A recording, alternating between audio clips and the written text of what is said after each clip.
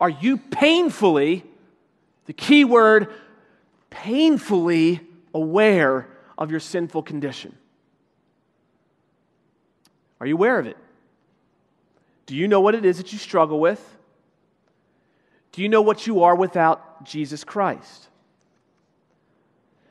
I recently read a story as I was preparing for this sermon about an Auschwitz survivor from one of the Holocaust camps in Germany, or that Nazi Germany was running. His name was Yehiel Denner. And he tells the story, and you can see this still to this day on video.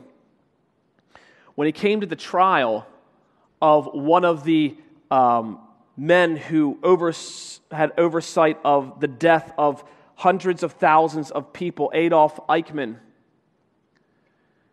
He came to the trial of Adolf Eichmann in the 1960s.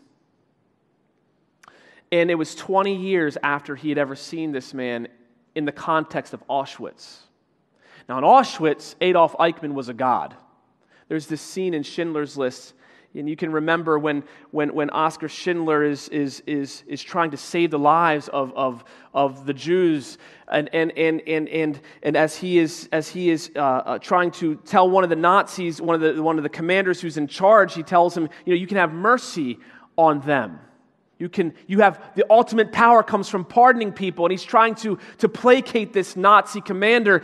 And you remember this scene where this evil man is in the mirror and he's practicing what Oskar Schindler told him, I pardon you. I pardon you. And Oskar was trying to convince him there's more power in pardoning them than killing them. And he keeps saying, I pardon you. I pardon you. And the next scene, you can remember that there's a Jewish person, I don't remember if it was a female or a male, is walking across the yard, and just after he got done practicing, I pardon you, he takes his rifle and shoots them through the head. These men were seen as gods.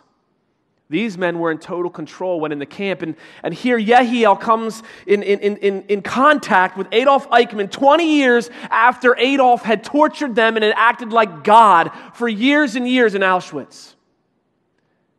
And as he confronts him, I want you to imagine just even a piece of being in Yehiel's shoes. What would you want to do? We all imagine what we would do. We would go after them. We would want to kill them. We would want to punch them in the face. We would want to choke them out. Yehiel fell down and sobbed uncontrollably. And the courtroom went into panic, and the judge is nailing his gavel and trying to bring the courtroom in. Yehiel was asked by 60 Minutes years later, why did you start to sob when you saw Adolf Eichmann? Now, we're thinking what Yehiel's going to say is, because I was scared, because I had PTSD, because I was stressed out. But he doesn't say that. He says, I saw a man, just a man. See, in Auschwitz, I saw a God. I saw a man who was in control of everything, who had the power over life and death, a man who I feared. Not even a man, but a God. And when I came face to face with him, I saw myself.